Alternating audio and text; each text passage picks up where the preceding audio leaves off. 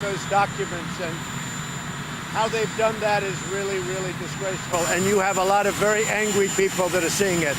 It's a very sad thing to watch, I will tell you that.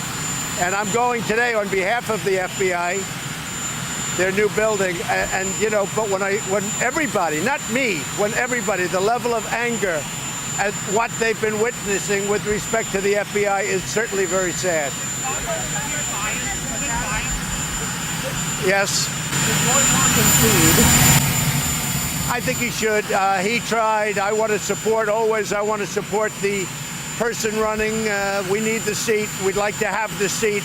I think we're doing very well on the tax. We'll see what happens, but I think we're doing very well. It's something that's going to be monumental. It will be the biggest tax decrease or tax cut in the history of our country. But as far as Roy Moore, yeah, it's certainly, I would certainly say he should. You'll have to make that determination. We're hoping for a very, let's put it this way, there is absolutely no collusion. That has been proven. When you look at the committees, whether it's the Senate or the House, everybody my worst enemies, they walk out, they say, there is no collusion, but we'll continue to look. They're spending millions and millions of dollars. There is absolutely no collusion. I didn't make a phone call to Russia. I have nothing to do with Russia. Everybody knows it. That was a Democrat hoax. It was an excuse for losing the election, and it should have never been this way, where they spent all these millions of dollars. So now even the Democrats admit there's no collusion. There is no collusion. That's it. And we got to get back to running a country. What we have found, and what they have found, after looking at this really scam, is they found tremendous, whatever you want to call it, you're going to have to make up your own determination. But they've found tremendous things on the other side. When you look at the Hillary Clinton investigation, it was, you know, I've been saying it for a long time. That was a rigged system, folks. That was a rigged system. When you look at what they did with respect to the Hillary Clinton investigation, it was rigged. And there's never been anything like it in this country that we've ever found before. It's very, very sad. Very, very sad. Mr. President, will you... Michael Flynn lied to the FBI. When did you find out? What else is there? You know the answer. How many times has that question been asked? Yeah, go ahead. No. Can I ask you? Go ahead. Have you seen the final tax bill? I have seen it. I think it's going to do very, very well. I think that we are going to be in a position to pass something as early as next week, which will be monumental. I think they'll be great. They're great people. They want to see it done. I know them very well. I know how they feel. These are great people, and they want to see it done, and they want to see it done properly. Go ahead. Say it. Well, we're going to see what happens with North Korea. We have a lot of support. There are a lot of nations that agree with us, almost everybody. We can't let that happen. And we're going to see what happens with North Korea. We hope it works out.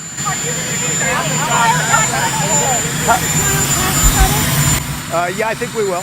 I think we will. Child tax credit, just so you understand, the Democrats have done nothing in terms of children, in terms of child tax credit. We're putting in a tremendous child tax credit, and it is increasing on a daily basis. Call with Vladimir Putin. It was great. He said very nice things about what I've done for this country in terms of the economy. Then he said also some negative things in terms of what's going on elsewhere. But the primary point was to talk about North Korea, because we would love to have his help on North Korea. China's helping, Russia's not helping. We'd like to have Russia's help. Very important. About Michael Flynn, would you consider a pardon for Michael Flynn? I don't want to talk about pardons for Michael Flynn yet. We'll see what happens. Let's see. I can say this. When you look at what's gone on with the FBI and with the Justice Department, people are very, very angry. Thank you very much, everybody. Thank you. I want you to deliver a message to your fellow officers. The President of the United States has your back 100%.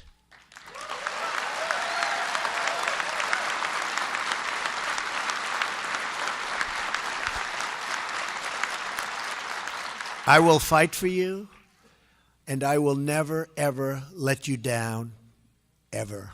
Now, more than ever, we must support the men and women in blue. In the last 2 years, America has seen a tragic rise in violent crime.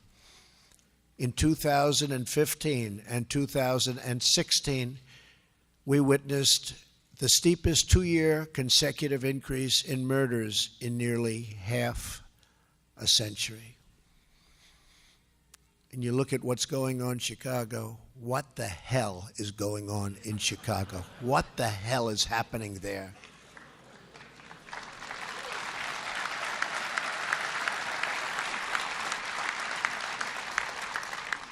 For the second year in a row, a person was shot in Chicago every 3 hours.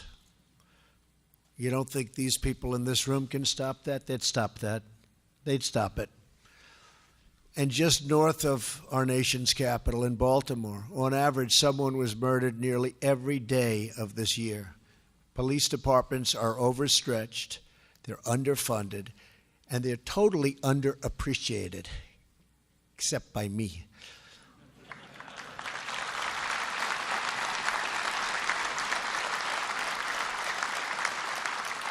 Instead of holding up our police as the role models and mentors they are, they have been subjected to malicious attacks on their character and their integrity. This anti-police sentiment is wrong, and it's dangerous, and we will not stand for it. Most concerning of all, we have seen an alarming increase in violent assaults carried out against our police officers. Last year, an officer was assaulted in America on average every 10 minutes. In 2016, more than 140 officers lost their lives serving in the line of duty. These deaths fill our hearts with pain and with grief. Every drop of blood spilled from our men and women in blue is a wound inflicted on our nation. And when a brother or sister in uniform is hurt, on that day, all of America bleeds blue. I want to send a message today to those who threaten violence against our police. We will protect those who protect us. And we believe criminals who kill police officers should get the death penalty.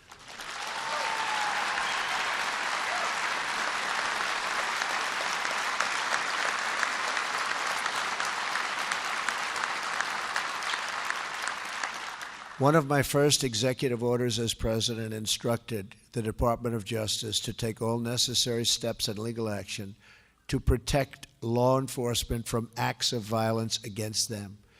The Department of Justice has also announced more than $98 million in grant funding to help your local police departments hire desperately needed new officers.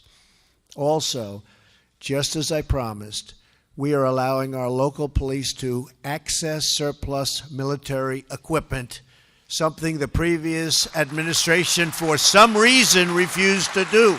Explain that one. Explain it to me, please. Never understood that one. Somebody out there can explain. Anybody want to stand up and explain it? That'd be tough. We want to bring down violent crime, then we must stand up for our police. All of us gathered here today share a common goal. We want every child to be able to walk safely home from school, and we want every mother and father to know that their children will be secure when they tuck them in at night. No family should have to worry about bullets flying through windows or gangs recruiting on street corners. Every American child should be able to grow up in a safe community, surrounded by a loving family, and preparing to embark on a